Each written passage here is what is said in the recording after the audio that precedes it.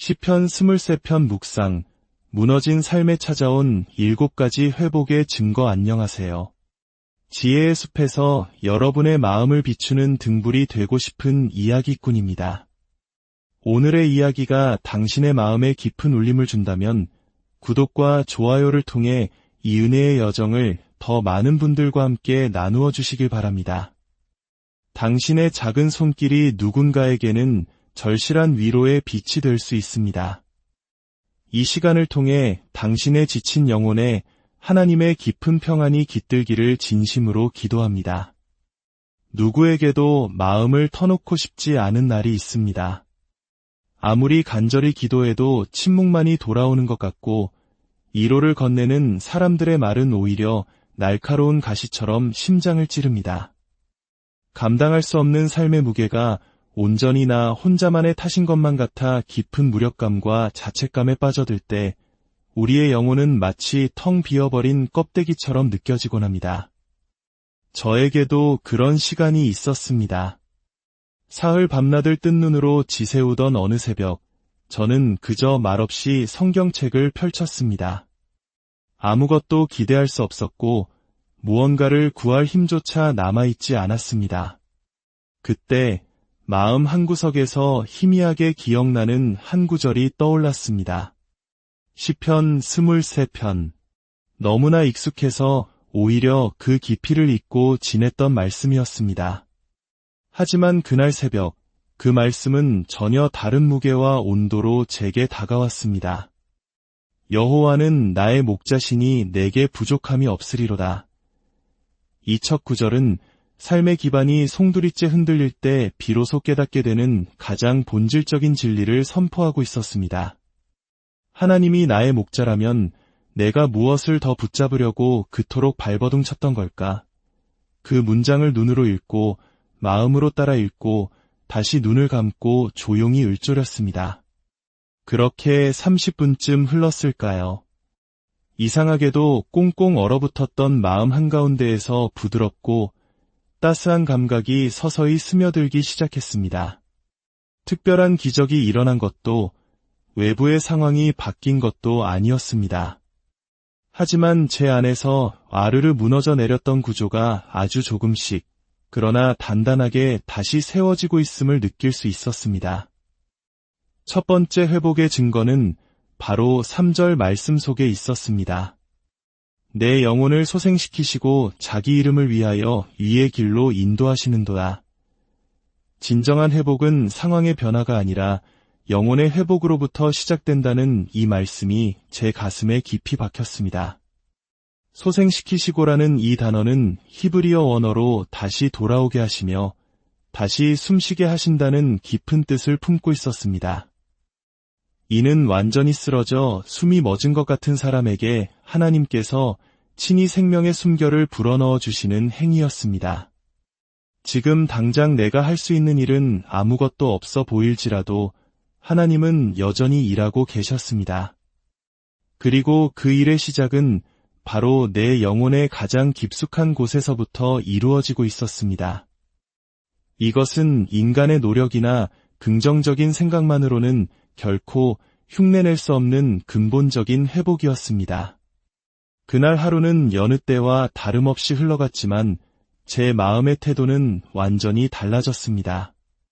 사람의 말보다 주님의 말씀에 더 귀를 기울이게 되었고 할 수 없는 일을 억지로 붙들고 있던 손에 힘을 뺄 수 있게 되었습니다. 이러한 내면의 변화는 조용히 그러나 확실하게 스며드는 물처럼 제 존재의 깊은 곳에 자리를 잡아가고 있었습니다. 다음 날 아침 다시 말씀을 묵상하는 중에 시편 42편 5절의 고백이 떠올랐습니다. 내 영혼아 내가 어찌하여 낙심하며 어찌하여 내 속에서 불안해하는가. 너는 하나님께 소망을 두라. 그가 나타나 도우심으로 말미암아 내가 여전히 찬송하리로다. 이것은 단순한 자기 암시가 아닙니다. 낙심한 영혼을 향해 스스로 일어나라고 명령하는 이 구절은 내 안에 잠들어 있던 영혼을 깨우시는 하나님의 음성이었습니다. 주님은 말씀을 통해 내 영혼의 호흡을 불어넣으시고 쓰러져 있던 자아를 일으켜 세우시며 다시금 하나님을 바라보게 하십니다. 회복의 첫 단계는 문제 해결이 아니라 무너진 내면의 중심을 바로 세우는 것이었습니다. 그리고 그것은 오직 말씀 안에서만 가능한 일이었습니다. 겉으로는 아무 일도 없었지만 묵상을 시작한 첫날 저는 주님께서 제 영혼의 생기를 불어넣으시는 것을 분명히 경험했습니다. 그리고 이틀 후 예상치 못한 전화 한 통을 받았습니다. 오랫동안 오해와 서운함으로 얽혀있던 관계가 풀릴 수 있는 실마리가 되는 대화였습니다. 하지만 그 전화를 통해 얻게 된 가장 큰 은혜는 상황의 해결 그 자체보다 그 모든 순간에도 주님께서 나를 인도하고 계셨다는 분명한 확신이었습니다. 시편 23편은 단순한 위로의 시가 아닙니다. 그것은 삶을 관통하는 선언이며 회복을 이끄는 살아있는 능력입니다. 목자 되신 하나님은 우리의 어려운 상황을 외면하지 않으시되 가장 먼저 우리의 지친 영혼을 만지십니다. 그렇기에 시편 기자는 담대히 고백할 수 있었던 것입니다. 내 영혼을 소생시키시고 그분은 우리를 향한 사랑으로 우리 스스로도 포기해버린 마음 가장 깊은 곳까지 찾아오십니다. 그리고 아무런 조건 없이 오직 말씀으로 우리를 다시 숨쉬게 하십니다. 이것이 바로 시편 23편 묵상 첫날 하나님께서 제게 보여주신 회복의 첫 번째 증거였습니다. 두 번째 회복의 증거, 쉴만한 물가에서 얻는 참된 안식 사람의 마음은 피곤할수록 오히려 더 시끄러워지는 법입니다. 일이 많아서가 아니라 마음이 복잡해서 잠 못 이루는 밤이 있습니다. 몸은 침대에 누워있지만 온갖 생각들은 쉴 새 없이 머릿속을 뛰어다닙니다. 해결해야 할 일, 감정의 찌꺼기들, 풀리지 않은 걱정들이 밤새도록 가슴 속에서 되풀이됩니다. 마치 소음으로 가득 찬 방에 갇힌 듯한 혼란의 시간을 지나며 시편 23편을 묵상한 지 이틀째 되던 날 2절 말씀이 그 어느 때보다 깊이 제게 다가왔습니다. 그가 나를 푸른 풀밭에 누이시며 쉴만한 물가로 인도하시는도다.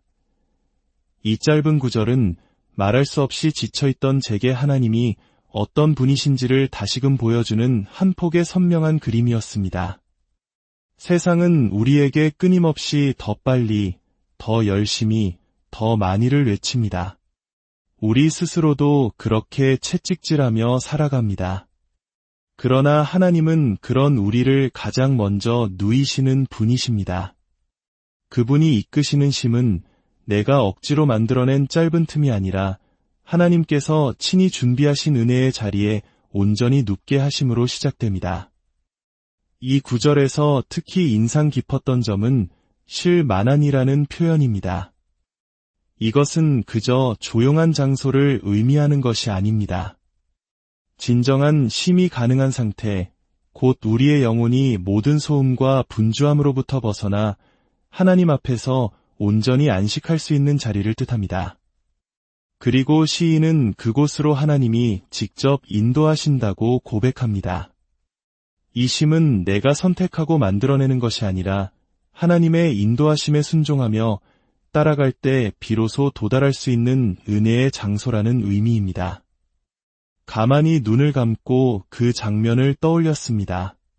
끝없이 펼쳐진 푸른 초원, 그 가운데로 고요히 흐르는 맑은 시냇물, 그리고 선한 목자가 지친 양을 그 곁에 편안히 눕게 하는 모습.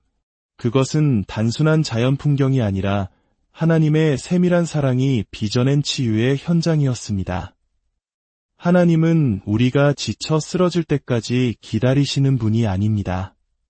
지치기 전에 먼저 푸른 풀밭에 누이시고 우리 영혼이 다 무너져 내리기 전에 먼저 쉴만한 물가로 인도하십니다. 이 진리를 곱씹는 동안 제 안을 가득 채우고 있던 욕심과 조급함이 한 겹씩 벗겨져 나가는 것을 느꼈습니다. 삶을 당장 바꾸려고 애쓰는 대신 오늘 하나님께서 나를 어느 자리로 부르시는지를 잠잠히 바라보는 눈이 생기기 시작했습니다. 그제야 저는 깨달았습니다. 진정한 쉼이 없었던 이유는 상황 때문이 아니라 쉼을 허락하시는 목자 되신 하나님을 잊고 내 힘으로 모든 것을 해결하려 했기 때문이라는 사실을 말입니다. 시편 62편 1절의 고백처럼 나의 영혼이 잠잠히 하나님만 바랄 때 구원이 그에게서 나옴을 알게 되었습니다. 그날 저녁 아주 작은 사건이 있었습니다. 이전 같았으면 쉽게 흥분하고 마음이 상했을 법한 어떤 말 한마디에 저는 놀랍도록 평온하게 반응했습니다. 예전에는 그런 일이 생기면 곧바로 스트레스가 차오르고 머릿속이 복잡해졌지만 그날은 제 마음 깊은 곳에 고요한 강물이 흐르고 있었습니다. 그것은 명백히 말씀이 제 안에 만들어낸 평안이었습니다. 주님은 나를 단지 위로만 하시는 것이 아니라 삶의 방식과 반응 자체를 근본적으로 바꾸십니다. 그리고 그 변화의 시작이 바로 쉴 만한 물가입니다. 모든 것을 잊고 쉬는 장소가 아니라 하나님의 임재 안에서만 가능한 참된 안식의 자리. 그 자리에 도달하는 유일한 길은 오늘도 나를 부르시는 주님의 음성을 따라 잠잠히 걷는 것입니다. 그날 이후 저는 조금씩 숨을 고르기 시작했습니다. 과도한 계획을 내려놓고 결과를 붙들고 있던 손을 펴고 오늘 하루 주님이 주신 만큼만 살아내는 훈련을 시작했습니다. 하나님께서 오늘 이끄신 이 평온한 물가가 내 인생의 최종 목적지가 아니라 내 영혼이 소생하고 새 힘을 얻어 다시 걸어가게 하시는 은혜의 통로임을 알게 되었기 때문입니다. 마치 하나님께서 바쁘게 뛰어다니는 저에게 이렇게 말씀하시는 듯했습니다. 얘야, 조금 천천히 와도 괜찮다. 나는 내가 무너지기 전에 이미 너를 눕히고 회복시키고 싶었단다. 그 음성이 제게는 너무도 따뜻한 위로였고 그 자리가 바로 다시 일어설 수 있는 은혜의 시작점이었습니다.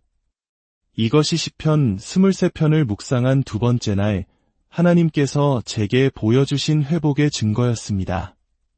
세 번째 회복의 증거, 사망의 음침한 골짜기를 지나는 동행의 비밀. 우리는 인생의 가장 낮고 어두운 골짜기를 걸어갈 때 하나님이 멀리 계신다고 생각하기 쉽습니다. 마음이 어두워질수록 기도는 점점 짧아지고 말씀은 더 이상 눈에 들어오지 않으며 주님의 손길은 아득하게만 느껴집니다. 하지만 시편 23편 4절은 바로 그런 영혼에게 가장 다정하면서도 담대한 목소리로 선언합니다. 내가 사망의 음침한 골짜기로 다닐지라도 해를 두려워하지 않을 것은 주께서 나와 함께 하심이라. 주의 지팡이와 막대기가 나를 안위하시나이다. 이 말씀은 단순한 위로가 아닙니다. 그것은 캄캄한 광야를 홀로 건너는 자만이 비로소 체험할 수 있는 살아있는 동행의 실체입니다. 사망의 음침한 골짜기는 우리 인생에서 결코 피할 수 없는 순간들을 의미합니다. 예기치 못한 실패, 사랑하는 이와의 사별, 깊은 질병의 고통, 인간관계의 처참한 붕괴, 떨쳐낼 수 없는 죄책감과 낙심. 누구나 그 골짜기를 지나야 할 때가 있고 피하려 해도 반드시 마주하게 됩니다. 그러나 시인은 바로 그 골짜기 한가운데서 외칩니다. 두려워하지 않는다. 고. 그 이유는 단 하나, 주께서 나와 함께 하시기 때문입니다. 우리는 보통 골짜기를 없애 달라고 기도합니다. 하지만 하나님은 그 골짜기를 함께 걸으심으로 우리를 회복시키십니다. 하나님은 결코 멀리 계시지 않습니다. 오히려 우리가 가장 어둡고 외로운 그 길목에 설 때 가장 가까이 다가오십니다. 주의 지팡이와 막대기는 양들을 위한 보호와 인도의 상징입니다. 지팡이는 올바른 길로 이끌고 막대기는 맹수들의 위협으로부터 양을 지킵니다. 때로는 그분의 인도하심이 우리를 아프게 하는 징계처럼 느껴질지라도 그 두 도구는 결국 우리를 가장 안전한 길로 이끌기 위한 사랑의 손길임을 우리는 골짜기 한가운데서야 비로소 깨닫게 됩니다. 하나님은 우리를 골짜기 밖으로 당장 번쩍 들어 올리시지 않을 때가 많습니다. 대신 그 자리에서 함께 머무르시며 우리의 영적인 눈을 열어주십니다. 그분이 나와 동행하신다는 이 사실이야말로 사망의 골짜기 속에서도 결코 흔들리지 않는 회복의 중심축입니다. 묵상의 셋째 날, 저는 어떤 문제의 해결보다도 그분이 바로 내 곁에 계신다는 확신이 얼마나 거대한 회복인지를 깨닫게 되었습니다. 문제는 해결되지 않았지만 더 이상 나 혼자가 아니라는 생각 하나만으로 제 마음은 완전히 달라졌습니다. 이 고통의 순간을 하나님이 알고 계시고 내가 이 길을 지나야만 하는 이유 또한 그분께 있다는 사실이 깊은 위로가 되었습니다. 사람들은 평안이란 폭풍우가 그치고 고요해진 상태라고 생각하지만 저는 그날 처음으로 폭풍우 한가운데서 주님과 함께 누리는 진짜 평안을 경험했습니다. 그것은 세상의 어떤 것도 뚫을 수 없는 두터운 담요처럼 저를 온전히 감싸주었습니다. 시편 34편 18절의 말씀처럼 여호와는 마음이 상한 자에게 가까이 하시고 중심으로 통회하는 자를 구원하십니다. 그분은 우리가 완전할 때가 아니라 상하고 부서졌을 때 오히려 더 깊이 찾아오시는 분입니다. 그날 밤 저를 오랫동안 괴롭히던 마음속 깊은 죄책감과 낡은 후회가 기도가 되어 터져나왔습니다. 눈물로 회개하며 주님, 이 깊은 골짜기에서 저를 버리지 마소서라고 고백했을 때 마음속 깊은 곳에서부터 설명할 수 없는 자유함이 밀려왔습니다. 그동안 숨기고 싶었던 과거, 누구에게도 말하지 못했던 후회, 끝내 정리하지 못한 감정의 찌꺼기들이 정직하게 드러났고 하나님은 그것을 있는 모습 그대로 받아주셨습니다. 이것이야말로 지팡이와 막대기로 안위하시는 하나님의 은혜였습니다. 어둠이 거치지 않아도 하나님은 바로 거기에 계셨습니다. 회복은 때로 빛나는 기적의 순간이 아니라 칠흑 같은 어둠 속에서도 내 손을 놓지 않으시는 하나님을 발견하는 데서 시작됩니다. 그리고 그 하나님은 사망의 음침한 골짜기 한가운데서도 여전히 살아 역사하십니다. 그러므로 우리가 이 골짜기를 통과하고 나면 우리는 결코 이전과 같은 사람이 아닐 것입니다. 더 단단하고 더 겸손하며 무엇보다도 하나님을 온전히 신뢰하는 사람으로 변화되어 있을 것입니다. 이것이 시편 23편을 묵상한 셋째 날 주님이 제게 보여주신 회복의 증거였습니다. 네 번째 회복의 증거, 원수의 목전에서 베푸시는 승리의 잔치대로 우리는 이렇게 생각합니다.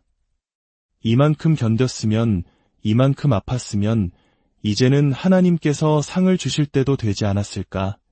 하지만 현실은 정반대처럼 보일 때가 많습니다. 묵묵히 참고 기도하며 사랑을 베풀었는데도 오히려 오해받고 거절당하고 등 뒤에서 억울한 소문까지 들려올 때 우리는 깊은 회의에 빠집니다. 바로 그럴 때 시편 23편 5절이 조용히 그러나 장엄하게 다가옵니다. 주께서 내 원수의 목전에서 내게 상을 차려주시고 기름을 내 머리에 부으셨으니 내 잔이 넘치나이다. 이 한 구절은 하나님께서 어떻게 당신의 자녀를 회복시키시는지를 가장 극적으로 보여주는 회복의 원리입니다. 하나님은 우리의 회복을 숨기지 않으십니다. 오히려 나를 넘어뜨리려 했던 바로 그 원수들이 지켜보는 자리에서 나를 멸시했던 그 시선들 앞에서 보란듯이 잔치상을 차려주신다고 약속하십니다. 우리는 흔히 축복이 조용히 임하는 줄 알지만 하나님의 회복은 이처럼 공적이고 분명하게 드러납니다. 그 이유는 내가 높아지기 위함이 아니라 살아계신 하나님의 이름이 온 세상의 높임을 받으시기 위함입니다. 상을 차려주신다는 표현은 고대 히브리 문화에서 손님에게 베풀 수 있는 최고의 환대와 존중을 의미합니다. 그것도 나를 조롱하던 원수들 앞에서 내가 상상조차 하지 못했던 방식으로 하나님께서 친히 나를 높이시는 장면입니다. 그리고 거기에 머리에 부어지는 기름이 더해집니다. 기름 부음은 왕의 존귀함, 제사장의 구별됨, 그리고 하나님의 공식적인 인정을 상징합니다. 이것은 단순히 물질적 보상을 넘어 너는 내 것이다.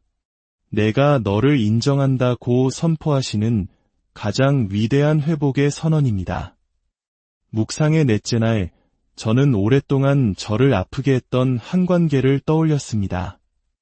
믿었던 사람에게 실망하고 믿음으로 끝까지 참아보았지만 결국 깊은 상처만 남긴 채 끝나버린 관계였습니다. 왜 나에게 이런 일이 일어나야만 했는가 하는 억울함이 마음속에 깊이 자리하고 있었습니다. 하지만 그날 아침 묵상 중에 마치 하나님의 음성이 제 안에 울리는 듯했습니다. 나는 내가 홀로 눈물 짓던 그 자리에서 너를 보고 있었다. 너는 버려진 것이 아니라 나의 때를 위해 준비되고 있었던 것이다. 그 음성이 들리는 순간 마음을 짓누르던 억울함이 눈 녹듯 사라졌습니다. 내가 하나님 앞에서 정직하게 걸어가려 애썼던 그 모든 순간들이 헛되지 않았고 결국 하나님께서 가장 좋은 상급으로 기억하고 계신다는 사실이 마음 깊이 와 닿았기 때문입니다. 그러고 나서 5절의 마지막 부분을 다시 읽었습니다. 내 잔이 넘치나이다. 하나님의 회복은 그저 빈잔을 채우는 정도가 아니라 차고 넘쳐 흘러 주위까지 적시게 하시는 하나님의 풍성한 방식이라는 것을 깨달았습니다. 넘친다는 것은 내가 감당할 수 없을 만큼 부어주시는 은혜입니다. 그것은 내 욕심으로 얻는 축복이 아니라 오랜 인내와 눈물의 시간을 통과한 자에게 하나님께서 베푸시는 기름진 은혜의 결과입니다. 억울했던 상황, 이유 없이 침묵해야 했던 시간들, 기도해도 응답이 없는 것 같았던 그 모든 순간들조차 하나님은 하나도 잊지 않고 기억하고 계셨습니다. 그리고 마침내 원수들 앞에서 영광스러운 잔치를 베푸십니다. 이것은 유치한 복수나 자존심의 회복이 아닙니다. 오히려 가장 낮아졌던 그 순간에 주님께서 친히 내 머리에 손을 얹으시고 이제 일어나라 하시며 나를 다시 세우시는 은혜의 자리입니다. 그 상은 내가 옳았음을 입증하기 위함이 아니라 나를 붙드신 하나님이 살아계심으론 세상에 나타내기 위한 것입니다. 그날 밤 저는 다시 한번 용기를 내어 제게 상처를 줬던 그 사람을 위해 기도했습니다. 그 기도는 억지로 짜낸 것이 아니라 진심으로 흘러나온 중보였습니다. 하나님께서 나를 이토록 놀랍게 회복시키셨다는 가장 확실한 증거는 미워했던 누군가를 다시 축복할 수 있는 자유가 내 안에 생겨난 바로 그 순간이었습니다. 주님이 내 머리에 기름을 부으셨다는 말씀이 그날 밤 제 삶 속에서 그렇게 현실이 되었습니다. 이것이 시편 23편을 묵상한 넷째 날 하나님께서 제게 보여주신 회복의 증거였습니다. 다섯 번째 회복의 증거, 내 뒤를 따르는 하나님의 선하심. 우리의 삶은 때때로 원치 않는 길로 우리를 데려갑니다. 예측할 수 없는 문제들이 파도처럼 밀려오고 때로는 나의 연약함 때문에 스스로 넘어지기도 합니다. 우리는 늘 불안합니다. 오늘은 괜찮았지만 내일은 또 무너질까봐, 지금은 견뎌냈지만 또다시 같은 문제가 찾아오면 속수무책으로 쓰러지지 않을까 두려워하며 살아갑니다. 그러나 시편 23편의 마지막은 우리가 그렇게 흔들리는 순간에도 결코 홀로 버려지지 않았음을 알려주는 가장 강력한 약속으로 우리를 이끕니다. 6절 상반절 말씀입니다. 내 평생의 선하심과 인자하심이 반드시 나를 따르리니. 이 말씀은 하나님의 회복이 단 한 번의 사건으로 끝나는 것이 아니라 우리의 전생애에 걸친 변함없는 약속임을 선포합니다. 이 구절을 묵상하던 다섯째 날, 저는 제 삶을 지배해온 하나의 거대한 착각과 마주했습니다. 그동안 내 삶에 있었던 좋은 일들은 대부분 내가 노력해서 얻은 결과라고, 반대로 나쁜 일들은 하나님의 부재 때문이라고 여겨왔던 것입니다. 그러나 시편 기자는 아주 단호하고 분명하게 말합니다. 반드시 하나님의 선하심과 인자하심이 나를 따를 것이라고. 여기에 아주 중요한 관점의 전환이 있습니다. 내가 하나님의 선하심을 힘겹게 쫓아가는 것이 아니라 하나님의 선하심과 인자하심이 마치 그림자처럼 혹은 나를 지키는 두 명의 강력한 호위무사처럼 내 뒤에서 나를 따라오고 있다는 고백입니다. 이것은 수동적인 체념이 아닙니다. 오히려 내 연약함과 상관없이 하나님의 신실하신 성품이 결코 내 삶을 놓지 않으시겠다는 가장 능동적인 은혜의 약속입니다. 하나님의 선하심은 우리의 연약함보다 더 끈질기고 우리의 실패보다 더 강하며 우리가 도망치는 것보다 더 멀리까지 우리를 따라오십니다. 여기서 인자하심이라는 단어는 히브리어로 헤세드입니다. 이 단어는 조건 없는 자비, 언약을 기반으로 한 신실한 사랑을 뜻합니다. 이 헤세드, 사랑은 우리가 잘할 때만 주어지는 것이 아닙니다. 우리가 실패했을 때도 떠나지 않으며 우리가 하나님을 잊고 돌아섰을 때조차 우리를 포기하지 않고 다시 돌아오게 하시는 하나님의 끈질긴 은혜입니다. 묵상하는 동안 저는 제 삶의 발자취를 조용히 되돌아보았습니다. 누군가의 말 한마디에 쉽게 흔들렸던 어린 시절, 생각지도 못했던 방향으로 흘러가 버린 중요한 결정들, 사람들에게 깊은 상처를 받고 홀로 남겨졌다고 느꼈던 칠흑 같던 시간들. 그런데 신기하게도 그 모든 순간들을 통과하여 지금 이 자리에 살아 숨쉬고 있다는 사실 자체가 바로 하나님의 선하심과 인자하심이 한순간도 쉬지 않고 나를 따라오고 계셨기 때문이라는 깊은 깨달음이 밀려왔습니다. 내가 이만큼이라도 살아낼 수 있었던 이유는 나 자신의 강인함 때문이 아니라 보이지 않는 곳에서 하나님이 나를 붙드시고 보호하시고 회복시키셨기 때문이었습니다. 이 말씀은 미래를 보장하는 약속일 뿐만 아니라 상처로 얼룩진 나의 과거를 은혜의 관점으로 다시 해석하게 하는 놀라운 진리였습니다. 어떤 성도가 이렇게 고백했다고 합니다. 나는 단 한 번도 하나님의 선하심과 인자하심을 앞질러 달려간 적이 없다. 언제나 그분이 내 뒤에서 나를 붙들고 계셨다. 이 고백이 바로 시편 23편 6절이 우리에게 주는 복음입니다. 이 진리가 제 안에 깊이 뿌리내렸을 때 저는 비로소 하루의 끝을 불안 없이 마주할 수 있게 되었습니다. 내일 어떤 일이 닥칠지 몰라도 전능하신 하나님이 내 삶의 든든한 뒷배가 되어 주신다는 확신이 생겼기 때문입니다. 그날 밤 저는 이렇게 기도드렸습니다. 주님, 제 삶의 뒤안길을 돌아보게 해주셔서 감사합니다. 제가 몰랐던 순간에도 주님은 거기 계셨고 제가 처참히 무너졌을 때에도 주님은 결코 저를 떠나지 않으셨습니다. 내일 제가 또 넘어질지라도 주님의 선하심과 인자하심이 저를 다시 붙드실 것을 믿습니다. 이 고백을 드리는 동안 제 안에 켜켜이 쌓여있던 미래에 대한 두려움이 한꺼풀씩 벗겨지기 시작했습니다. 하나님의 회복은 눈에 보이는 기적보다 먼저 우리 안에 흔들리지 않는 확신을 심어주는 일로 시작됩니다. 반드시라는 이 단어야말로 그 확신의 증표입니다. 하나님은 망설이지 않으십니다.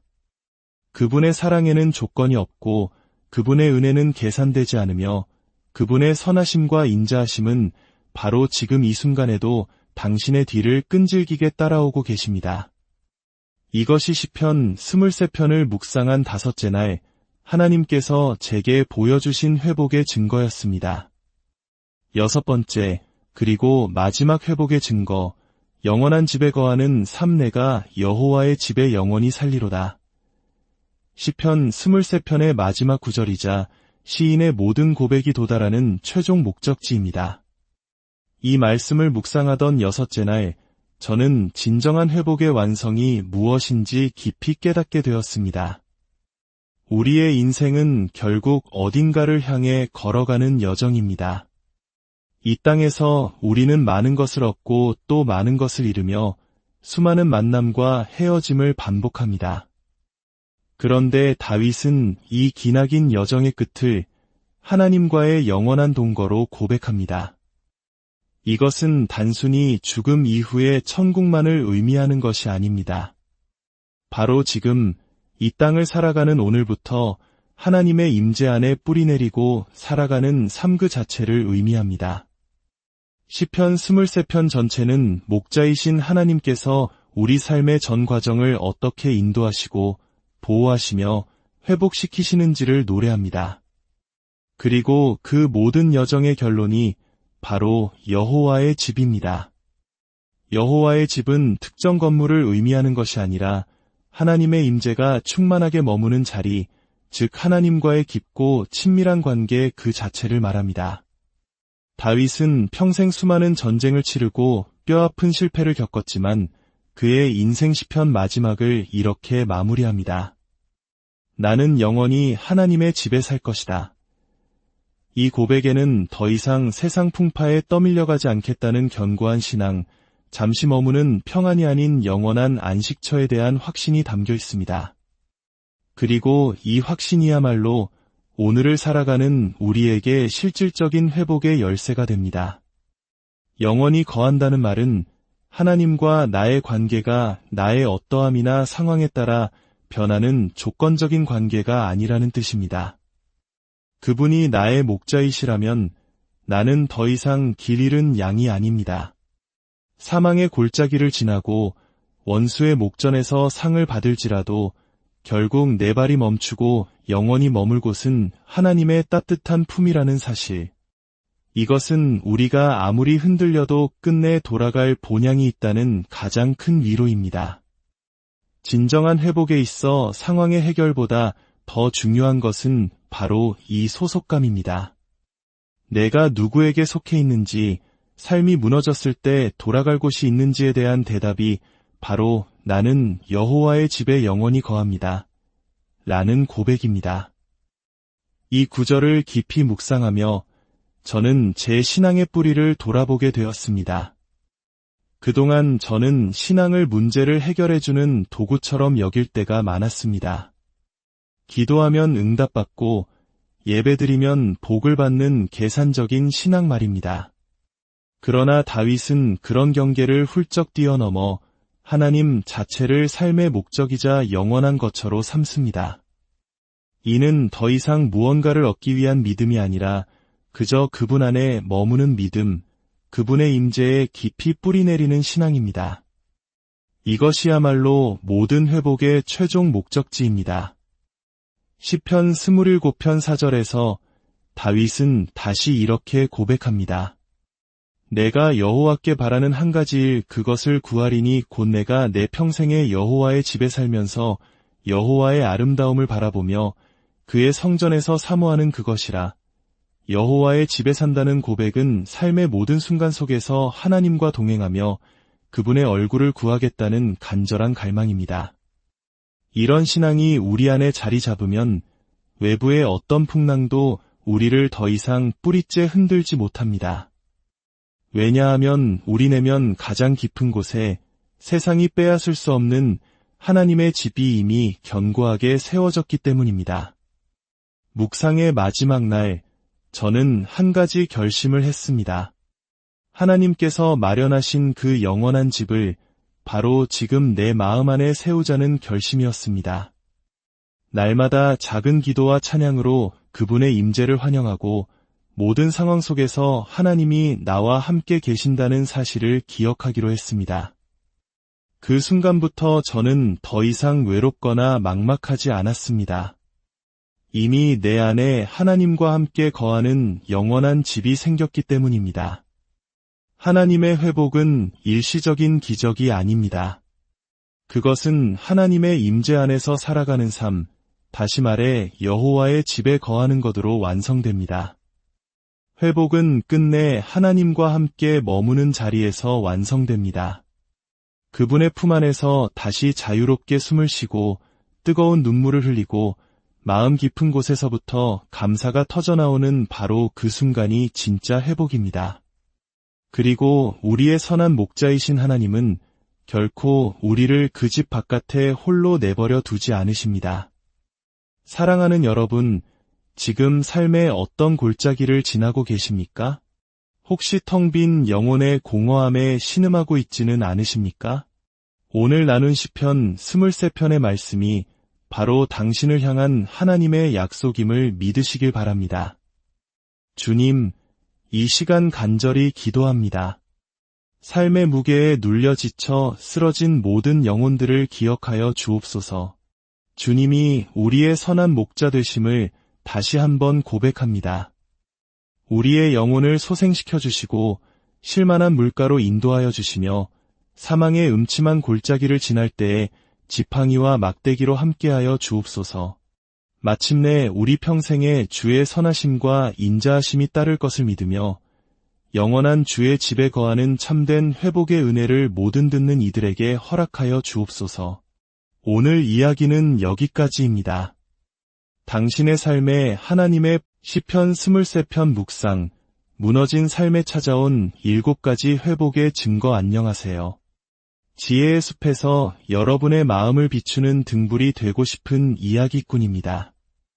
오늘의 이야기가 당신의 마음에 깊은 울림을 준다면 구독과 좋아요를 통해 이 은혜의 여정을 더 많은 분들과 함께 나누어 주시길 바랍니다. 당신의 작은 손길이 누군가에게는 절실한 위로의 빛이 될 수 있습니다. 이 시간을 통해 당신의 지친 영혼에 하나님의 깊은 평안이 깃들기를 진심으로 기도합니다. 누구에게도 마음을 터놓고 싶지 않은 날이 있습니다. 아무리 간절히 기도해도 침묵만이 돌아오는 것 같고 이로를 건네는 사람들의 말은 오히려 날카로운 가시처럼 심장을 찌릅니다.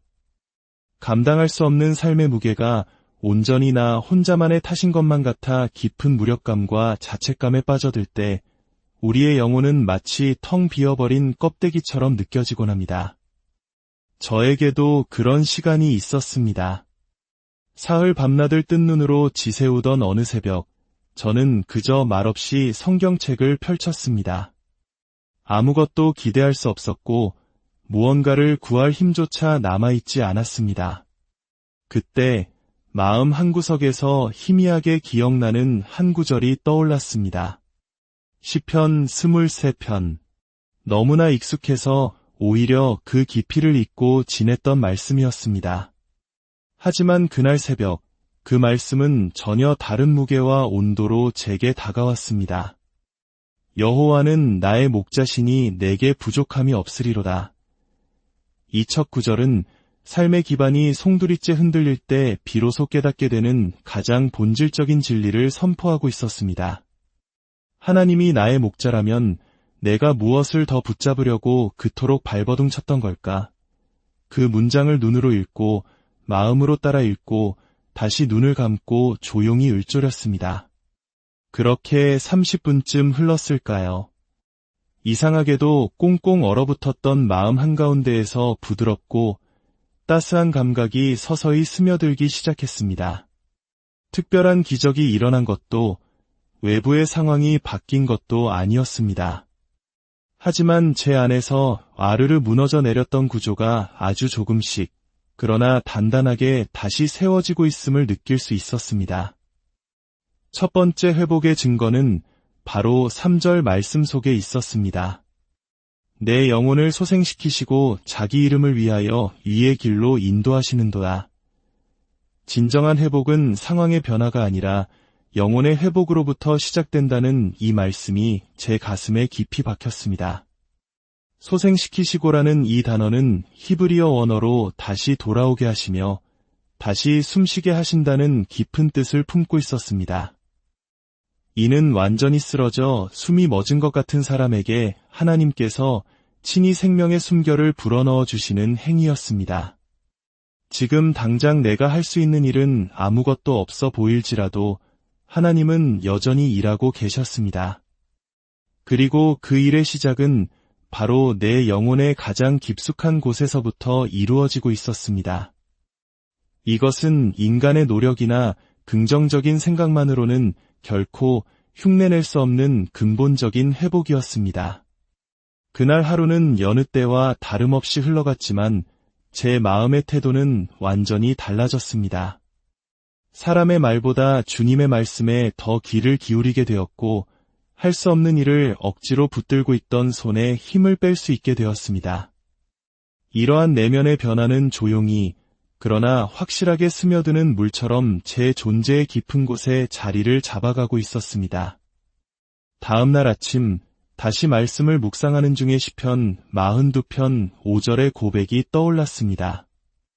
내 영혼아 내가 어찌하여 낙심하며 어찌하여 내 속에서 불안해하는가. 너는 하나님께 소망을 두라. 그가 나타나 도우심으로 말미암아 내가 여전히 찬송하리로다. 이것은 단순한 자기 암시가 아닙니다. 낙심한 영혼을 향해 스스로 일어나라고 명령하는 이 구절은 내 안에 잠들어 있던 영혼을 깨우시는 하나님의 음성이었습니다.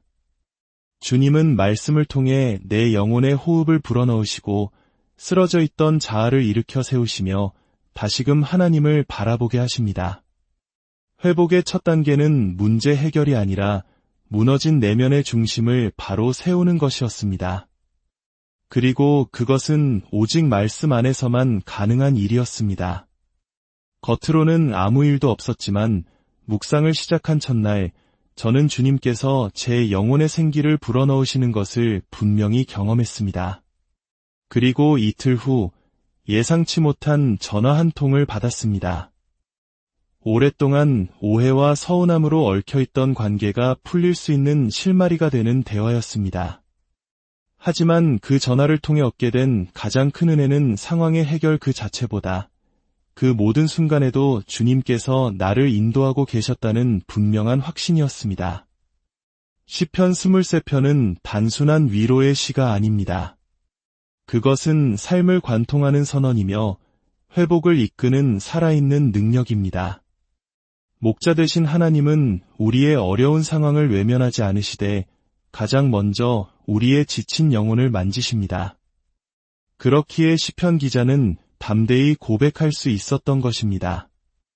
내 영혼을 소생시키시고 그분은 우리를 향한 사랑으로 우리 스스로도 포기해버린 마음 가장 깊은 곳까지 찾아오십니다. 그리고 아무런 조건 없이 오직 말씀으로 우리를 다시 숨쉬게 하십니다. 이것이 바로 시편 23편 묵상 첫날 하나님께서 제게 보여주신 회복의 첫 번째 증거였습니다. 두 번째 회복의 증거, 쉴만한 물가에서 얻는 참된 안식 사람의 마음은 피곤할수록 오히려 더 시끄러워지는 법입니다. 일이 많아서가 아니라 마음이 복잡해서 잠 못 이루는 밤이 있습니다. 몸은 침대에 누워있지만 온갖 생각들은 쉴 새 없이 머릿속을 뛰어다닙니다. 해결해야 할 일, 감정의 찌꺼기들, 풀리지 않은 걱정들이 밤새도록 가슴 속에서 되풀이됩니다. 마치 소음으로 가득 찬 방에 갇힌 듯한 혼란의 시간을 지나며 시편 23편을 묵상한 지 이틀째 되던 날, 2절 말씀이 그 어느 때보다 깊이 제게 다가왔습니다. 그가 나를 푸른 풀밭에 누이시며 쉴만한 물가로 인도하시는도다. 이 짧은 구절은 말할 수 없이 지쳐있던 제게 하나님이 어떤 분이신지를 다시금 보여주는 한 폭의 선명한 그림이었습니다. 세상은 우리에게 끊임없이 더 빨리, 더 열심히, 더 많이를 외칩니다. 우리 스스로도 그렇게 채찍질하며 살아갑니다. 그러나 하나님은 그런 우리를 가장 먼저 누이시는 분이십니다.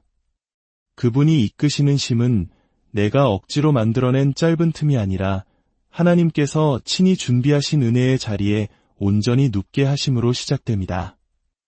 이 구절에서 특히 인상 깊었던 점은 쉴 만한이라는 표현입니다. 이것은 그저 조용한 장소를 의미하는 것이 아닙니다.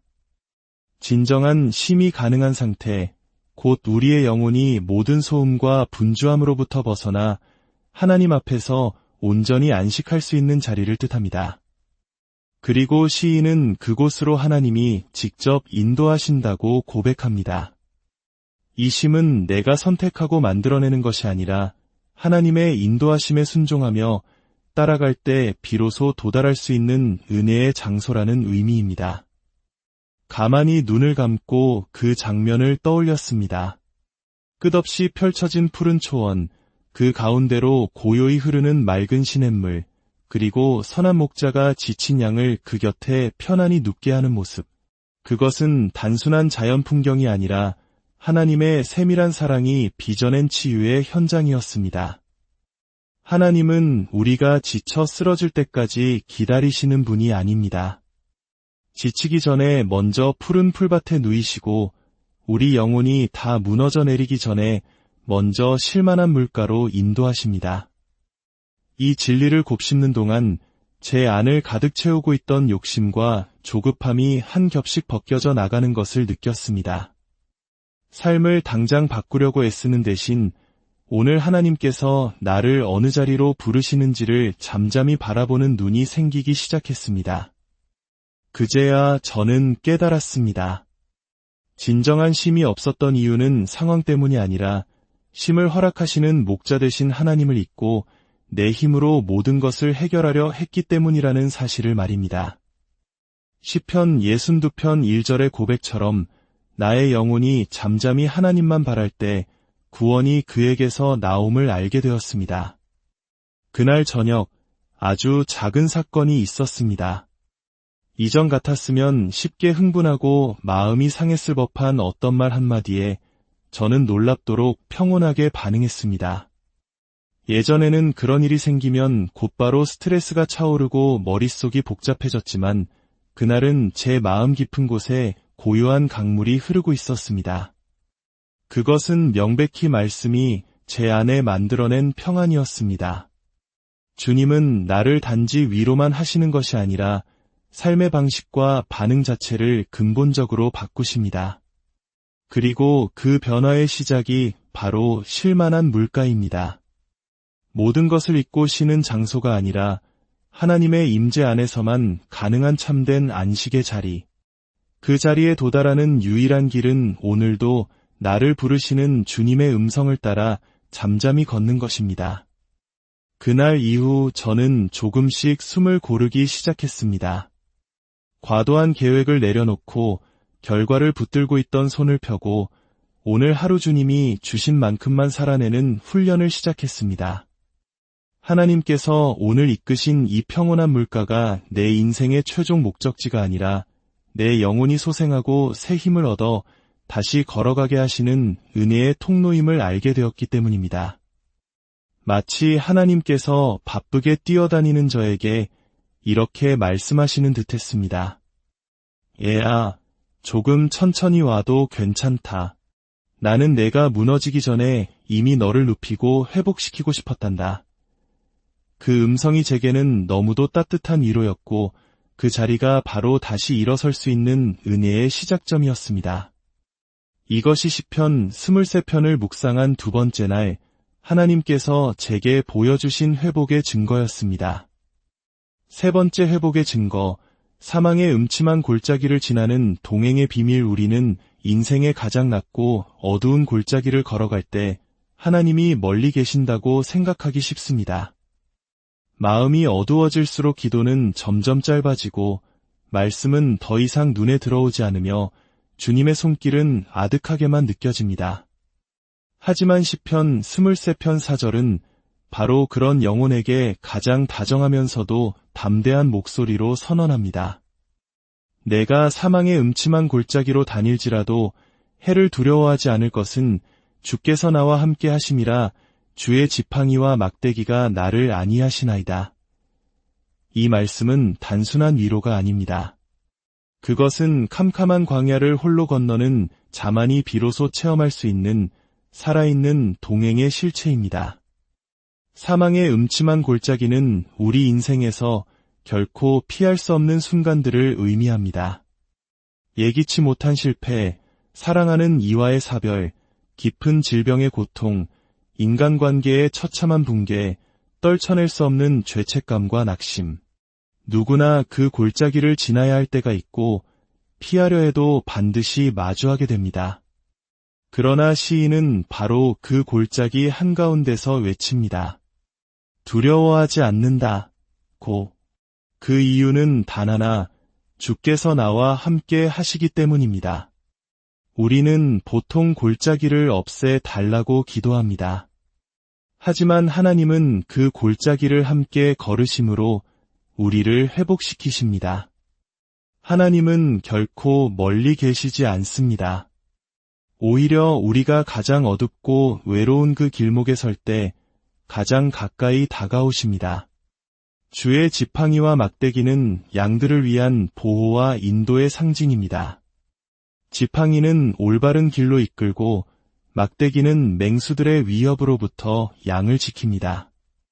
때로는 그분의 인도하심이 우리를 아프게 하는 징계처럼 느껴질지라도 그 두 도구는 결국 우리를 가장 안전한 길로 이끌기 위한 사랑의 손길임을 우리는 골짜기 한가운데서야 비로소 깨닫게 됩니다. 하나님은 우리를 골짜기 밖으로 당장 번쩍 들어 올리시지 않을 때가 많습니다. 대신 그 자리에서 함께 머무르시며 우리의 영적인 눈을 열어주십니다. 그분이 나와 동행하신다는 이 사실이야말로 사망의 골짜기 속에서도 결코 흔들리지 않는 회복의 중심축입니다. 묵상의 셋째 날, 저는 어떤 문제의 해결보다도 그분이 바로 내 곁에 계신다는 확신이 얼마나 거대한 회복인지를 깨닫게 되었습니다. 문제는 해결되지 않았지만 더 이상 나 혼자가 아니라는 생각 하나만으로 제 마음은 완전히 달라졌습니다. 이 고통의 순간을 하나님이 알고 계시고 내가 이 길을 지나야만 하는 이유 또한 그분께 있다는 사실이 깊은 위로가 되었습니다. 사람들은 평안이란 폭풍우가 그치고 고요해진 상태라고 생각하지만 저는 그날 처음으로 폭풍우 한가운데서 주님과 함께 누리는 진짜 평안을 경험했습니다. 그것은 세상의 어떤 것도 뚫을 수 없는 두터운 담요처럼 저를 온전히 감싸주었습니다. 시편 34편 18절의 말씀처럼 여호와는 마음이 상한 자에게 가까이 하시고 중심으로 통회하는 자를 구원하십니다. 그분은 우리가 완전할 때가 아니라 상하고 부서졌을 때 오히려 더 깊이 찾아오시는 분입니다. 그날 밤 저를 오랫동안 괴롭히던 마음속 깊은 죄책감과 낡은 후회가 기도가 되어 터져나왔습니다. 눈물로 회개하며 주님, 이 깊은 골짜기에서 저를 버리지 마소서라고 고백했을 때 마음속 깊은 곳에서부터 설명할 수 없는 자유함이 밀려왔습니다. 그동안 숨기고 싶었던 과거, 누구에게도 말하지 못했던 후회, 끝내 정리하지 못한 감정의 찌꺼기들이 정직하게 드러났고 하나님은 그것을 있는 모습 그대로 받아주셨습니다. 이것이야말로 지팡이와 막대기로 안위하시는 하나님의 은혜였습니다. 어둠이 거치지 않아도 하나님은 바로 거기에 계셨습니다. 회복은 때로 빛나는 기적의 순간이 아니라 칠흑 같은 어둠 속에서도 내 손을 놓지 않으시는 하나님을 발견하는 데서 시작됩니다. 그리고 그 하나님은 사망의 음침한 골짜기 한가운데서도 여전히 살아 역사하십니다. 그러므로 우리가 이 골짜기를 통과하고 나면 우리는 결코 이전과 같은 사람이 아닐 것입니다. 더 단단하고 더 겸손하며 무엇보다도 하나님을 온전히 신뢰하는 사람으로 변화되어 있을 것입니다. 이것이 시편 23편을 묵상한 셋째 날 주님이 제게 보여주신 회복의 증거였습니다. 네 번째 회복의 증거, 원수의 목전에서 베푸시는 승리의 잔치대로 우리는 이렇게 생각합니다. 이만큼 견뎠으면, 이만큼 아팠으면 이제는 하나님께서 상을 주실 때도 되지 않았을까? 하지만 현실은 정반대처럼 보일 때가 많습니다. 묵묵히 참고 기도하며 사랑을 베풀었는데도 오히려 오해받고 거절당하고 등 뒤에서 억울한 소문까지 들려올 때 우리는 깊은 회의에 빠집니다. 바로 그럴 때 시편 23편 5절이 조용히 그러나 장엄하게 다가옵니다. 주께서 내 원수의 목전에서 내게 상을 차려주시고 기름을 내 머리에 부으셨으니 내 잔이 넘치나이다. 이 한 구절은 하나님께서 어떻게 당신의 자녀를 회복시키시는지를 가장 극적으로 보여주는 회복의 원리입니다.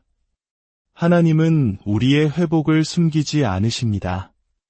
오히려 나를 넘어뜨리려 했던 바로 그 원수들이 지켜보는 자리에서 나를 멸시했던 그 시선들 앞에서 보란듯이 잔치상을 차려주신다고 약속하십니다.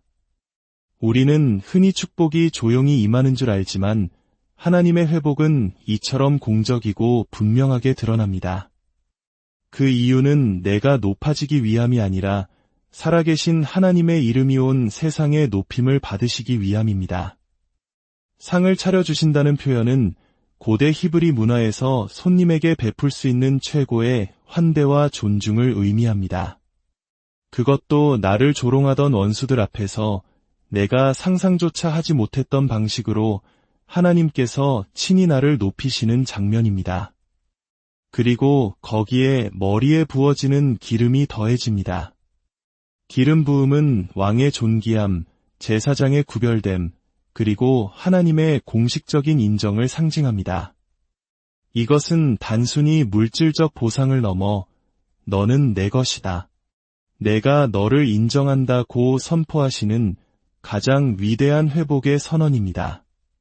묵상의 넷째 날, 저는 오랫동안 저를 아프게 했던 한 관계를 떠올렸습니다. 믿었던 사람에게 실망하고 믿음으로 끝까지 참아보았지만 결국 깊은 상처만 남긴 채 끝나버린 관계였습니다. 왜 나에게 이런 일이 일어나야만 했는가 하는 억울함이 마음속에 깊이 자리하고 있었습니다. 하지만 그날 아침 묵상 중에 마치 하나님의 음성이 제 안에 울리는 듯했습니다. 나는 내가 홀로 눈물 짓던 그 자리에서 너를 보고 있었다. 너는 버려진 것이 아니라 나의 때를 위해 준비되고 있었던 것이다. 그 음성이 들리는 순간 마음을 짓누르던 억울함이 눈 녹듯 사라졌습니다. 내가 하나님 앞에서 정직하게 걸어가려 애썼던 그 모든 순간들이 헛되지 않았고 결국 하나님께서 가장 좋은 상급으로 기억하고 계신다는 사실이 마음 깊이 와 닿았기 때문입니다. 그러고 나서 5절의 마지막 부분을 다시 읽었습니다. 내 잔이 넘치나이다.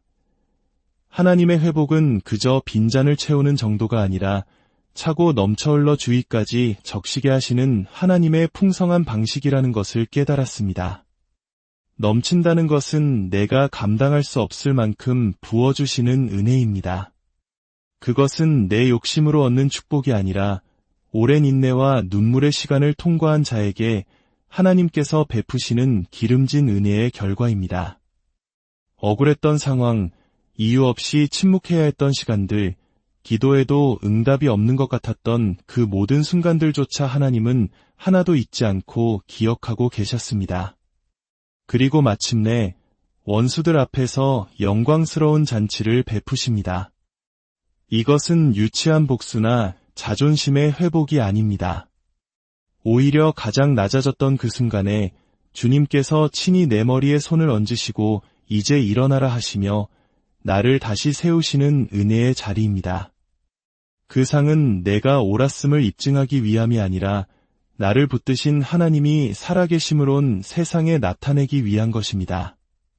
그날 밤 저는 다시 한번 용기를 내어 제게 상처를 줬던 그 사람을 위해 기도했습니다. 그 기도는 억지로 짜낸 것이 아니라 진심으로 흘러나온 중보였습니다. 하나님께서 나를 이토록 놀랍게 회복시키셨다는 가장 확실한 증거는 미워했던 누군가를 다시 축복할 수 있는 자유가 내 안에 생겨난 바로 그 순간이었습니다. 주님이 내 머리에 기름을 부으셨다는 말씀이 그날 밤 제 삶 속에서 그렇게 현실이 되었습니다. 이것이 시편 23편을 묵상한 넷째 날 하나님께서 제게 보여주신 회복의 증거였습니다. 다섯 번째 회복의 증거, 내 뒤를 따르는 하나님의 선하심. 우리의 삶은 때때로 원치 않는 길로 우리를 데려갑니다. 예측할 수 없는 문제들이 파도처럼 밀려오고 때로는 나의 연약함 때문에 스스로 넘어지기도 합니다. 우리는 늘 불안합니다. 오늘은 괜찮았지만 내일은 또 무너질까봐, 지금은 견뎌냈지만 또다시 같은 문제가 찾아오면 속수무책으로 쓰러지지 않을까 두려워하며 살아갑니다. 그러나 시편 23편의 마지막은 우리가 그렇게 흔들리는 순간에도 결코 홀로 버려지지 않았음을 알려주는 가장 강력한 약속으로 우리를 이끕니다. 6절 상반절 말씀입니다. 내 평생의 선하심과 인자하심이 반드시 나를 따르리니. 이 말씀은 하나님의 회복이 단 한 번의 사건으로 끝나는 것이 아니라 우리의 전생애에 걸친 변함없는 약속임을 선포합니다. 이 구절을 묵상하던 다섯째 날, 저는 제 삶을 지배해온 하나의